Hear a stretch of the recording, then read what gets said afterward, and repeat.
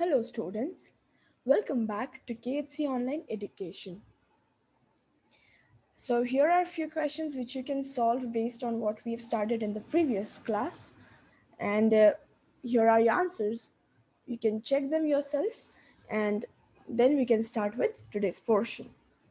So today's topic is base method for squaring. Okay, we have seen the base method for multiplying numbers. Now we are going to use the same method for squaring numbers. So there is a corollary of the base method called the Yavadunam rule. Okay, this rule is helpful in squaring numbers. So the name of the rule is Yavadunam rule. When translated into English, it means whatever the extent of its deficiency, lessen it to the same extent and also set up the square of the deficiency. Okay, it might not make any sense to you right now, but it will. Whatever the extent of its deficiency. So just imagine, for example, 98. 98 is lesser than the base, right? So the appropriate base to use out here is 100. So if 100 is the appropriate base, then 98 is 2 less than 100. What are they saying? They are saying whatever the extent of its deficiency, lessen it to the same extent. So 98 is 2 less than 98 is 2 less than 100. So you need to further reduce 2 by 2 from 98. You need to further reduce 2 from 98 and set up the square of the deficiency. So the deficiency out here is 2. So you square it up, that will give you the answer. You will see how we are going to apply this. So the first part says whatever the extent of the deficiency, lessen it to the same extent. Second part says square the deficiency. So you're going to get your answer in two parts here as well. Okay, find the square of 8. Now you probably know the square of 8 already, but still we are going to use the base method of squaring to solve the answer. So we know that the nearest base to use for the number 8 would be 10. Now both of these numbers, okay, as it's the same number, so 8 is 2 less than 10, so we write minus 2 and minus 2. Now 2 into 2 is 4. Okay, before that, here we have to find the LHS. So if you find the LHS, what happens? Now you see 8 minus 2, right? That is 6. The rule tells you to further reduce the number by the same extent. So 8 is less than 2, so you're further reducing 2 from 8. That is why you get your answer 6. On the right hand side, they square the number which is equal to 4. So answer is 64. That's it. So this is how we can use the base method of squaring for finding the square of different numbers. To find the square of 96, the appropriate base is 100. Both of the numbers are 4 less than 100. So the product of the differences out here is not the product. First we find the crossover. So 96 minus 4 is 92, right? We are further reducing the number by 4. And we square the deficiency on the right hand side, that will give us 16. So 9216 is the answer. To find the square of 998, the base is 1000. 998 is 2 less than 1000, so we write minus 2. The crossover answer is you further reduce the number by 2, so it becomes 996. On the right hand side, you have 2 times 2, which is equal to 4, but there are 3 zeros, so we write 004. That's it. The answer is complete. Now you know why right hand side must be of 3 digits, just because the rule 2 says there must be equal number of digits in the right hand side and the digits must be equal to the number of zeros present in the base. To find the square of 985, again the given number is closer to 1000. 985 is 15 less than 1000, so we write minus 15. On the left hand part, we do the crossover, and the crossover answer is 970 because we are further reducing 15 from 85. On the right hand side, we have 225. It will remain as it is because the number of digits matches with the number of zeros. The complete answer is 970225. We have seen how the Yavadunam rule can be used in squaring numbers that are below a certain power of 10. In the same way, we can also use the rule to square numbers that are above a certain power of 10.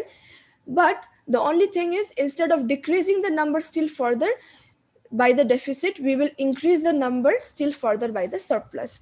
Now, because as the numbers are greater than the bases out here, you are going to further increase the number on the left hand side. On the left hand side, you have to further increase by whatever the surplus value it has. So let's start with the first question. The nearest base is 100. Both the numbers are 8 more than 100, so we write plus 8. Our LHS is further adding 8 to the number, so we get 116. On the right, we have 64. Our answer is complete. That is the square of 108. To find the square of 14, 14 is nearer to 10, so we write plus 4, that is the surplus value. And then 14 plus 4 is 18. On the right hand side, we have 4 plus 4 is 16. But there is only 1 0, so we must have only one digit on our right hand side. So what do we do with this 1? It is carried over and given to 18. Therefore, the answer is 196. So the square of 14 is 196. Find the square of 201. Now 201 is very close to 200, but 200 is not the actual base. So our actual base is 100, but we multiply with 2 to get 200. So we have got the base. Now by looking at the base, we see that the given number is 1 more than 200. Now our LHS is further adding 1 to the number. We get 202. On the right hand side, we get 01, right? So we got our answer 20201. But the answer is complete? No, it isn't. Why? Because we have not used our actual base. We have just used a working base. So to get the working base, we had multiplied our actual base by 2, isn't it? Since we have multiplied the actual base by 2 to get the working base, we multiply the LHS by 2, but the RHS remains the same. So you further multiply the LHS with 2 and the RHS will remain as it is. So 202 times 2 is 404. 404 and 1, 40401. That is your complete answer. That's it.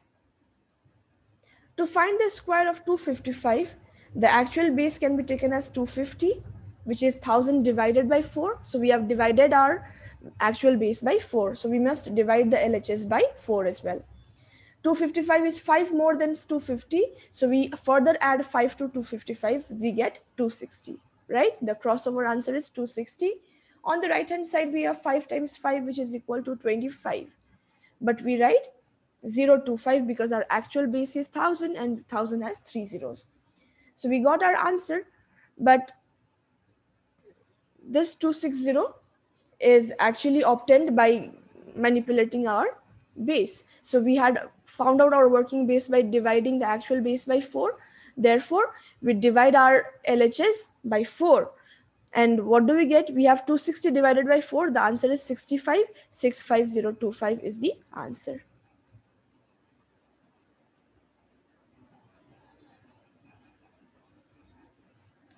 Find the square of 498. 498 is closer to 500. 500 is obtained by multiplying or dividing 1000 by 2. So now 498 is 2 less than 500. So now further reduce the number by 2. We get 496. On the right hand side, we have 2 times 2 is 4. But we write 004 because our actual base is 1000. Now we got our answer, but our LHS is 496, which must be divided by 2. So you divide by 2, you get the answer 248, and 004 is your right hand side. The complete answer is 248004. Find the square of 220. Now 220 is closer to 200. So 200 is obtained by either multiplying 100 with 2 or by dividing 1000 with 5. So 200 is the working base out here. The given number is 20 more than 200. So add up 20 to 220, you get 240.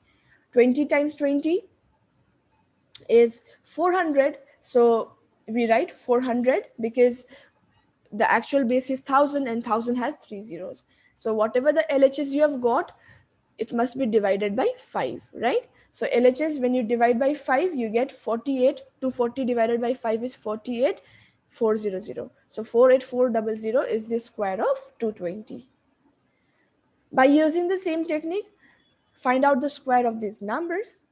And here is a fun fact: bees can count. My goodness. Yes, they can. Okay. Studies show that bees can identify and count up to 4 and recognize the concept of 0. Well, that's nice, isn't it? That's it for today's class. I'll see you in the next class with a new concept.